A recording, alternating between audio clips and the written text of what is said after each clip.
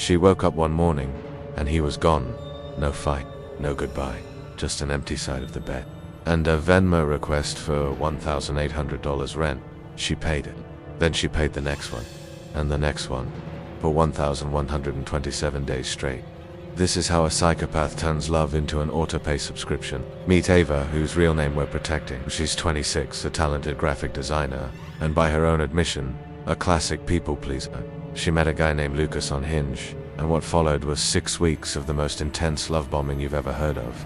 We're talking handwritten love letters, flowers delivered to her office every single day, and him whispering "you're my soulmate" on their 4th date. It felt like a fairy tale, but the brothers Grimm wrote fairy tales, and those were originally horror stories. The slow bleed started almost immediately. Just 2 months in, Lucas conveniently lost his wallet. Suddenly, Ava was paying for everything: dinners, groceries, Ubers. It felt temporary, like she was just helping him out. By month 4, he moved into her apartment, also temporarily. He never paid a single bill. The water, the electricity, the internet hit, all fell on her. By month 6, he quit his high-paying tech job to pursue his music. He spent his days on the couch with a guitar, and she started covering the full rent, alone. Then, the disappearances began. Around month 9, he'd vanish for days at a time, his phone off. He'd return with tear-streaked cheeks and a rehearsed speech. "I'm so broken, baby.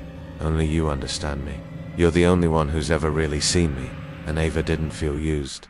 She felt chosen. She felt special. She felt needed.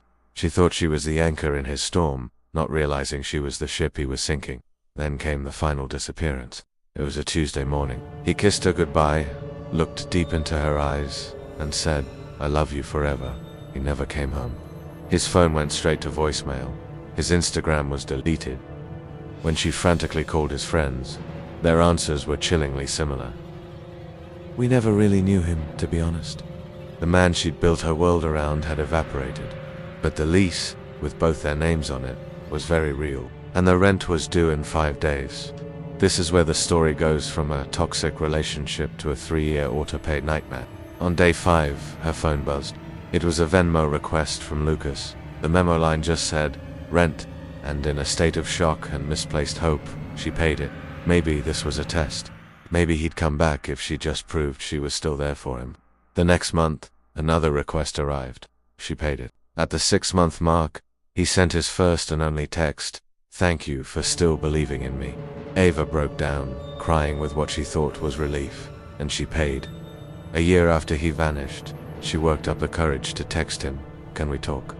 The message was marked as seen. There was no reply, but the rent was due, so she paid.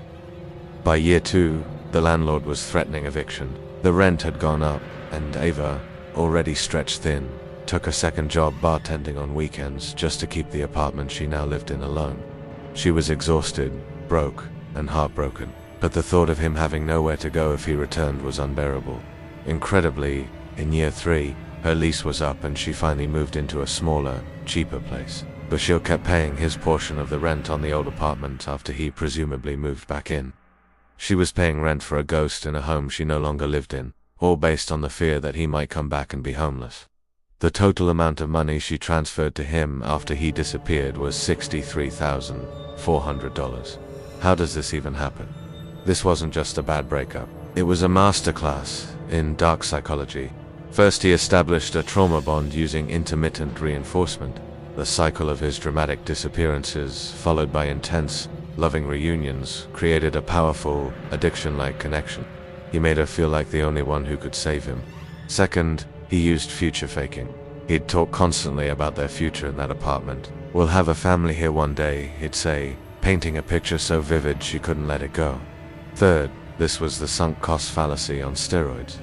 She'd already invested so much time, emotion, and money that leaving felt like a bigger loss than staying.